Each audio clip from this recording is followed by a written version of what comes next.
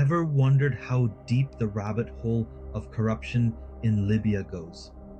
Let's take a moment to delve into this issue, to pull back the curtain and expose the truth that lies beneath the surface. Corruption, a word that has become synonymous with the state of affairs in Libya, a country rich in natural resources yet plagued by economic and societal turmoil. It's not a simple problem, but rather a multifaceted issue deeply rooted in the fabric of the nation. This issue's magnitude is staggering, affecting every stratum of Libyan society. It's like a vicious cyclone sweeping across the land, leaving devastation in its wake. From the bustling markets of Tripoli to the quiet, sandy streets of Sabha, corruption has left its indelible mark. It's a monster that feeds on the country's resources, leaving the common man in despair. But where does this corruption stem from? The answer lies in the political instability that has rocked the country for years. With no clear leadership and a lack of oversight, corruption has found fertile ground to grow, to flourish. It's like a weed, thriving in the chaos and disorder, choking the life out of anything good and pure. Yet, it's not just the political instability that gives rise to corruption, it's also the lack of checks and balances, the absence of a robust judicial system that can hold the corrupt accountable. In a system where the scales of justice are tipped in favor of the powerful and the influential, corruption becomes not just a possibility, but a certainty.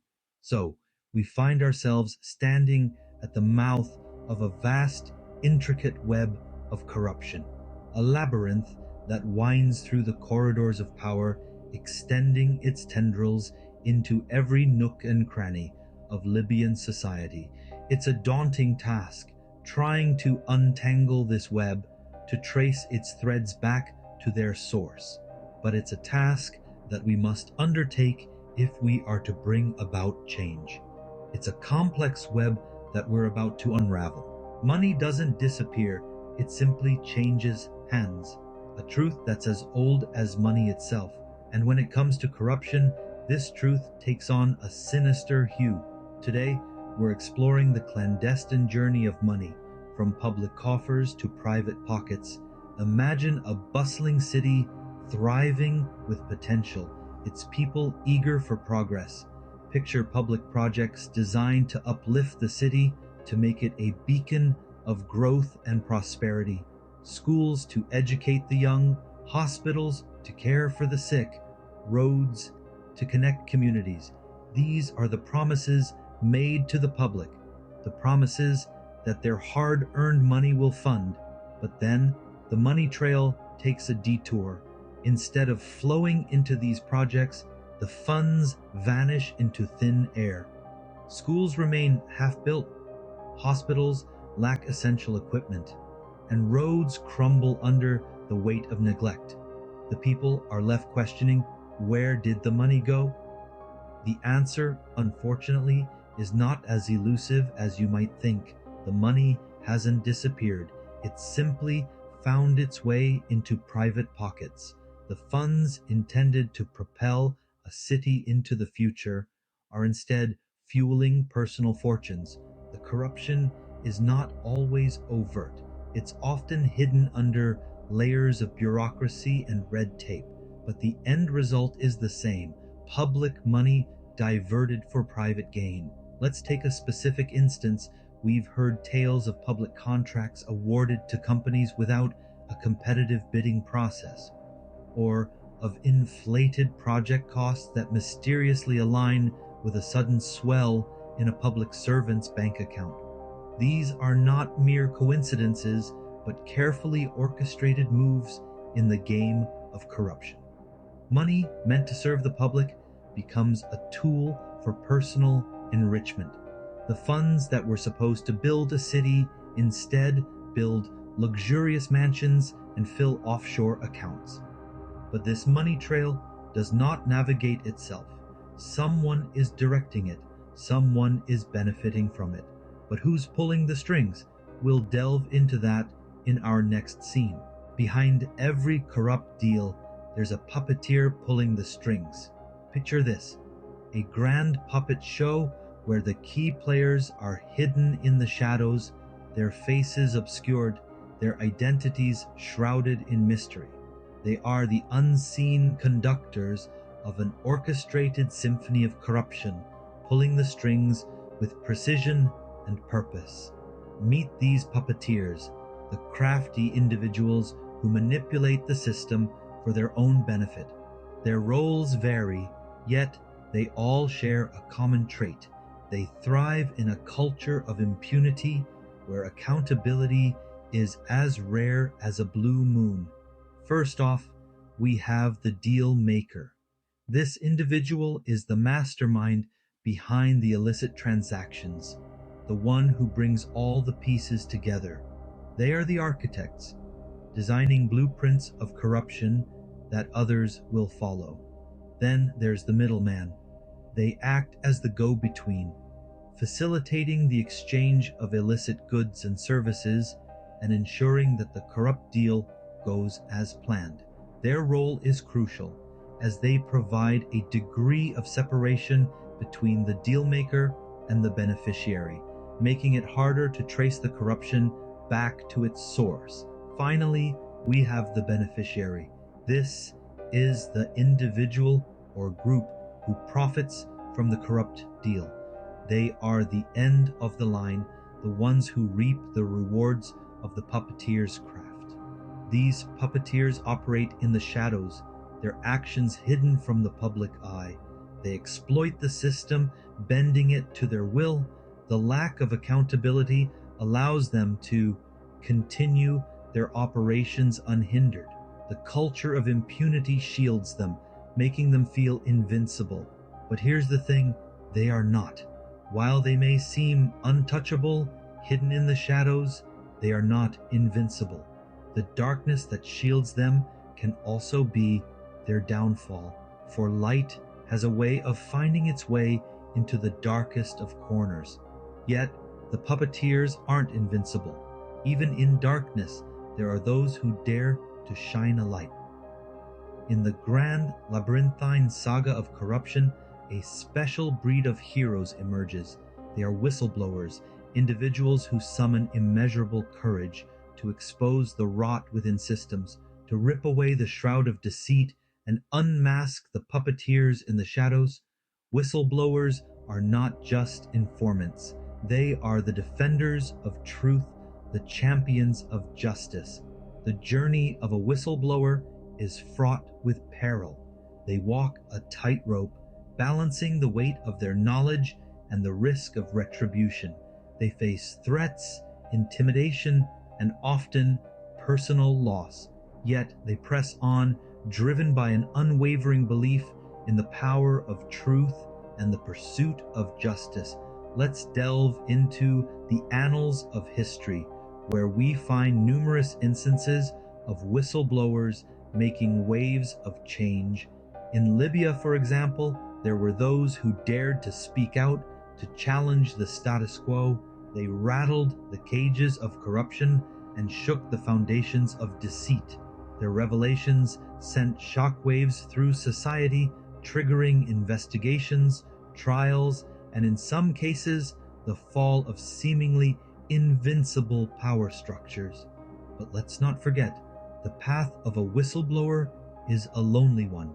They often stand against the tide, their voices drowned out by the cacophony of the status quo. Yet they persist, their voices echoing in the silence, their stories etched in the annals of time. They are the unsung heroes, the ones who dare to challenge, to question, to expose.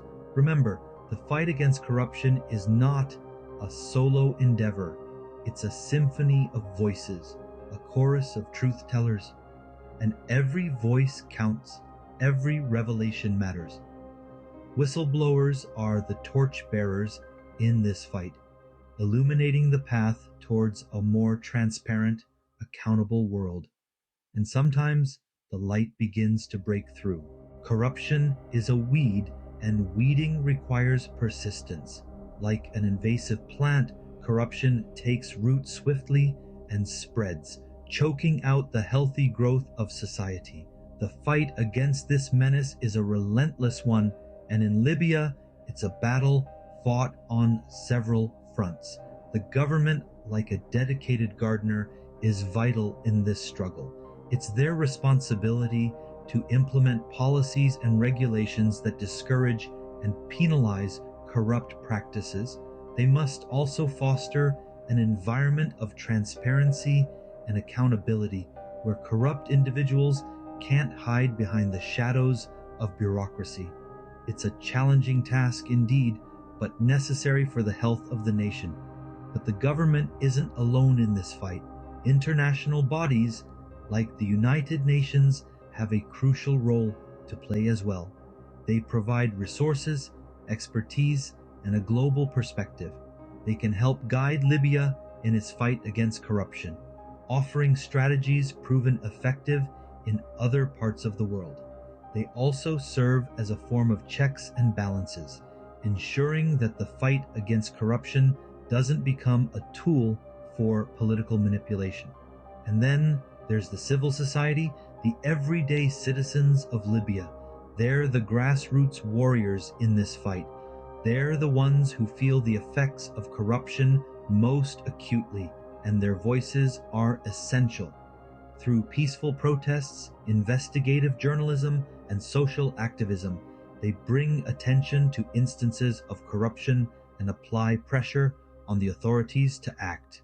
The fight against corruption in Libya is a complex, multifaceted effort. It's a journey filled with challenges, setbacks, but also victories. Every corrupt official brought to justice, every transparent policy implemented, every citizen who stands up against corruption is a step forward. But the fight isn't over. Far from it. In fact, the journey is just beginning. But with combined efforts with the government, international bodies, and the citizens working together, the weed of corruption can be uprooted. It's a fight that requires persistence, courage, and collective action. It's a fight for the soul of Libya. You might be wondering, what can I do? Well, you're more powerful than you think. In the fight against corruption, every ordinary citizen, yes, including you, plays a crucial role. It starts with awareness. Knowledge, as they say, is power. By understanding what corruption looks like, how it hurts societies, and how it can be stopped, you equip yourself with the tools necessary to combat it. But awareness isn't enough. It's important to stay vigilant. Corruption often thrives in the shadows, in the unnoticed corners of our daily lives. It could be a bribe disguised as a favor, a skewed contract favoring a particular party, or misuse of public funds. By being watchful, by questioning the norm, you can help bring these shadows to light. And then there's civic duty. This isn't just about voting in elections, although that matters significantly. It's about holding the powerful accountable, demanding transparency, and promoting fairness. It's about not turning a blind eye when you see something that isn't right. Getting involved can take many forms. You could report instances of corruption to the relevant authorities. You could lend your support to organizations that champion transparency and accountability. You could use your voice, online or offline, to spread the message and rally others to the cause. You could even foster a culture of integrity within your own circles, whether that's at work, at school, or at home. Remember, in the fight against corruption, no action is too small. Each step you take, each stand you make, contributes to a larger wave of change, and together we can turn the tide. So, don't underestimate your role in this fight. You have the power to make a difference, because every voice counts. Corruption thrives in silence, but together we can break that silence. It's like a monster hiding under your bed. It feeds on your fear, your indifference, your silence. It grows stronger in the hushed whispers and the turned away glances. But the moment we decide to shine a light on it, the moment we decide to speak up, that's when we start to see change. Let's take a moment to reiterate the importance of this fight against corruption. It's not just about the money that's been stolen or the resources that have been misused. No, it's about so much more. It's about the future we're building for ourselves and for the next generations. It's about the kind of society we want to live in. It's about trust, integrity, and transparency. So how can we make a difference? It starts with you, with me, with all of us. It starts with taking a stand, with saying no to corruption in all its forms, no matter how small or insignificant they may seem. It's about being vigilant, about asking questions, about demanding transparency from those in power. It's about not letting the corrupt go unpunished. And remember, change doesn't happen overnight. It's a process, a journey. It's 1,000 small steps taken by millions of people. But imagine the potential if everyone does their part. Imagine a world where corruption is not the norm, but the exception, where integrity is not a virtue, but a requirement. Imagine a society where our leaders are held accountable, where every penny is accounted for, where trust in our institutions is restored. This is not just a dream, it's a possibility, a reality waiting to be realized. But it requires action, commitment, perseverance. It requires us. You see, corruption may thrive in silence, but it withers in the face of collective action. It crumbles when we decide to raise our voices, to stand up for what's right, to fight for a future we can all be proud of.